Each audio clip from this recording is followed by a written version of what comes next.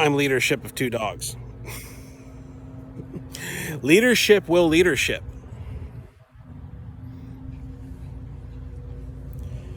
If it ever sounds like I'm just kind of got this not hatred or total disdain, but if it's just kind of like I'm just kind of a little bit burnt out on the concept of the alpha male and the alpha person in our society, and it was probably because I just kind of am. And there are some people who will basically, okay, they'll go be a manager at their day job for like 10 to 15 hours, maybe more, depending if they're one of those really hard charging people. And then they'll go join a civic organization or a community service organization. They'll take an office there, and they'll eventually get up to the head honcho there. And it's like, okay, homie, let's say they're doing like 8 hours. Let's say they're just doing 8 hours. Now they go head over for like an hour and a half to 2 hours to be, the leadership and make decisions there at the civic organization.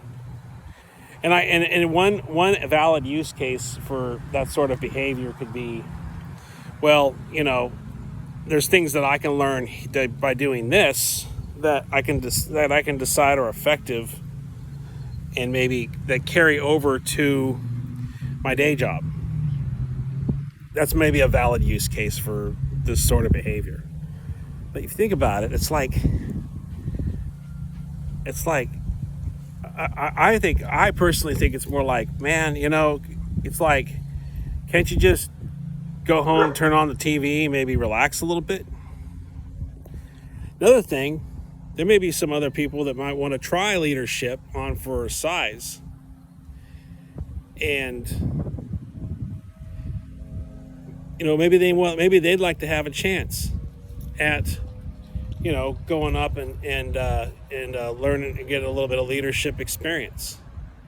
And maybe they like to have a little bit of chance without leadership, is in, typically the stereotypical leader person going up and telling them what to do every 2 seconds and holding their hand. Maybe they would want to, maybe they would turn out an effort that's good, but maybe not perfect, but good. Maybe they will turn out an effort that's not, this top notch to remember all things by, dinner or whatever. But maybe it's good enough. Maybe that's the first time they've been put in charge of something, and maybe they're going to take to it, and maybe they decide they learn what people will and won't put up with, what they will and won't do when they're told what to do something. Maybe they're maybe that person, maybe that's the first time they had a position where they're being trusted with leadership. And I've always found out a lot of times in these organizations where they typically have people that just keep taking over the leadership role over and over again, that other people try to go for it, eventually don't make it to the top. Now, is that typically burnout from the person that's trying to climb the ladder? I mean, I'm not talking about work for money, nothing like that. I'm talking about like non-paid volunteer civic organizations that, people are just kind of doing as volunteers. And people who take over these positions to coordinate them. And it's like, maybe sometimes they just need to step back and let someone else try it on for size. Maybe, they can put that on their resume. Maybe they're not the best leader, but they're not half bad. They make good decisions and people like them. Maybe, instead of just some guy who's a manager, for 8 hours a day, then goes over there every night. Maybe at a certain point, the guy gets, tired of the guy.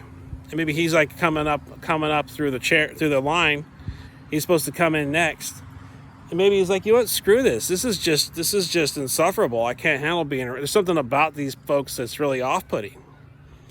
And it's because they don't want maybe it's because the people in that organization don't want anybody new coming up. They don't want new leadership. They'll take a new member.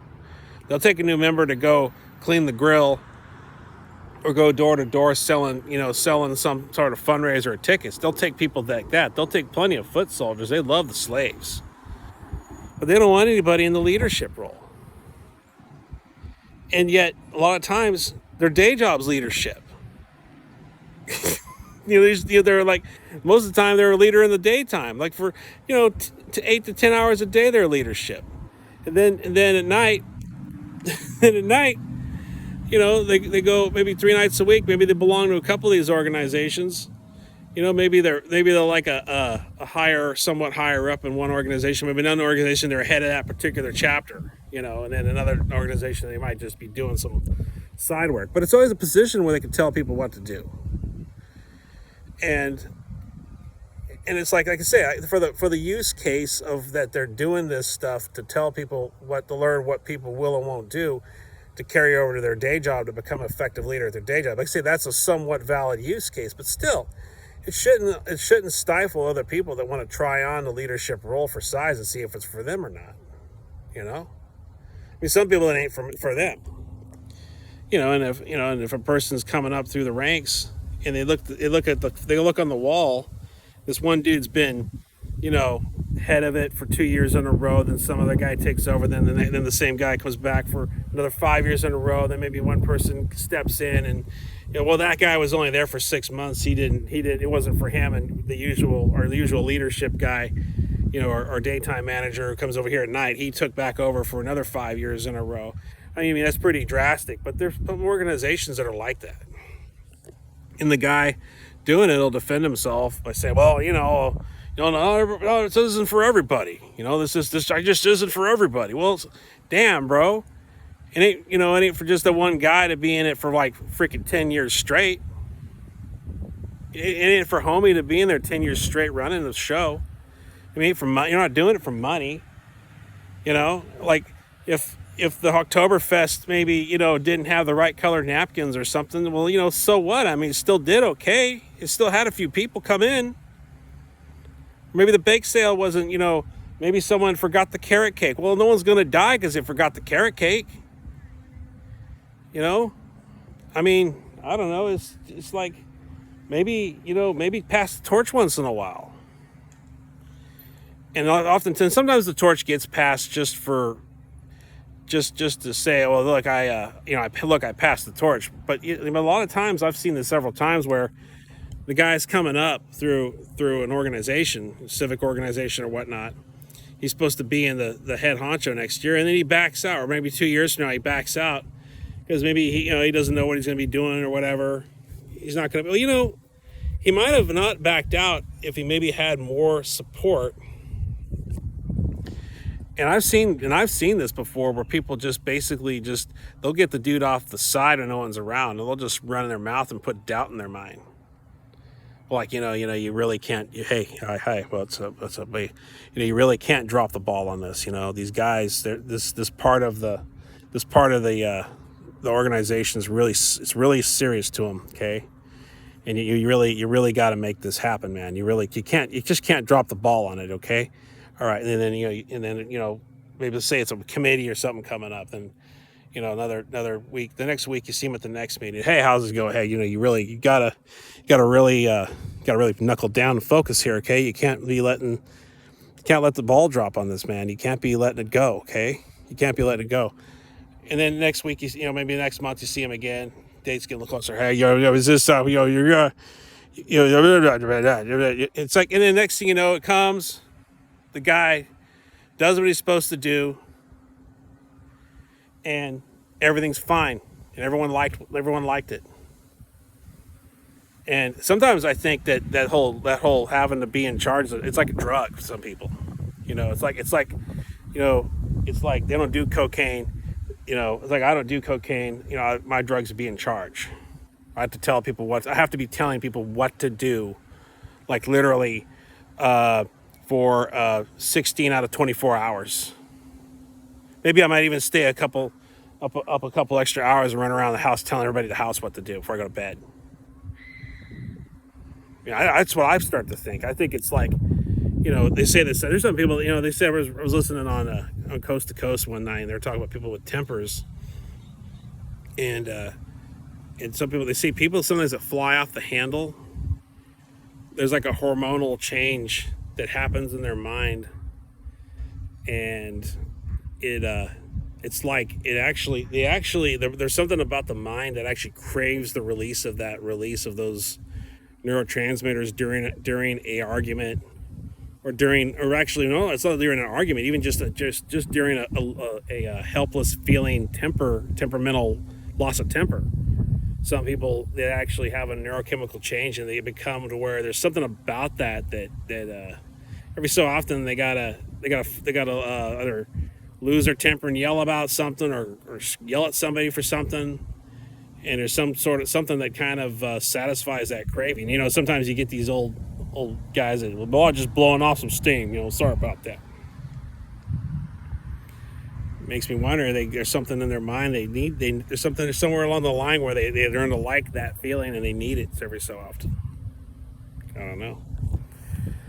Kind of makes you wonder, that's kind of how leadership is, the whole concept of being leader. And you know, another thing too about leadership, there's a lot of insecurities, because let's say even if they're leader at somewhere and it's not for money or whatever, they may be so scared at not being viewed as the best leader that maybe they're so scared that they have to basically make the wheels fall off of anyone else's efforts coming up, so they don't look bad. I mean, I can see it happening where there's some dude that's just some organization, and every other year he's in charge, and, well, you know, we don't get enough people around here. There's not a lot of interest in it anymore. Why is there not a lot of interest in it anymore? You know, is it something, maybe they're doing something that's making people not interested? You know, I always hear about the guy that's coming up. It looks good, and then, you know, he backs out 6 months before the year goes out, and Bubba has to handle it again. I reluctantly have to go and be the head of the again. So I don't know. I don't know. That's why I say leadership. Sometimes if you ever see me somewhere and I'm like, oh, thank God for leadership, or else we wouldn't have any direction. You know, my friends of mine who know me, they'll look over at me and smile, and they know exactly what I'm talking about. So I don't see why anybody out there couldn't be a good leader if they put their mind to it. Don't worry about the haters. Just let the haters worry about you. See you on the next one.